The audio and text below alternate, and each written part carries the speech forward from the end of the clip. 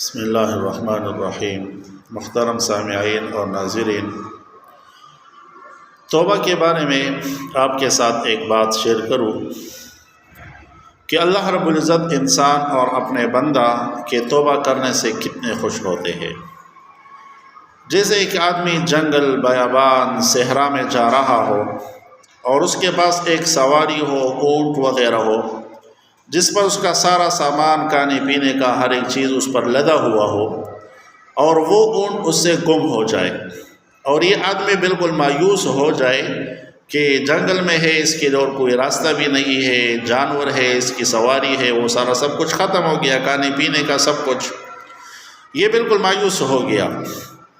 اور اسی مایوسی کے بعد اس کو وہ اپنا اونٹ اور سارا سب کچھ مل جائے تو یہ کتنا خوش ہوگا۔ واقعی حقیقت یہ ہے کہ انتہائی خوش ہوگا۔ تو جب ایک بندہ اللہ کے سامنے سچا توبہ کر لیتا ہے تو اللہ رب العزت اس سے بھی زیادہ خوش ہوتے ہیں۔ تو ہر انسان مسلمان کو اللہ کے سامنے توبہ گار اور توبہ کرنا چاہیے اور اپنے گناہوں پر ندامت سب کو کرنا چاہیے۔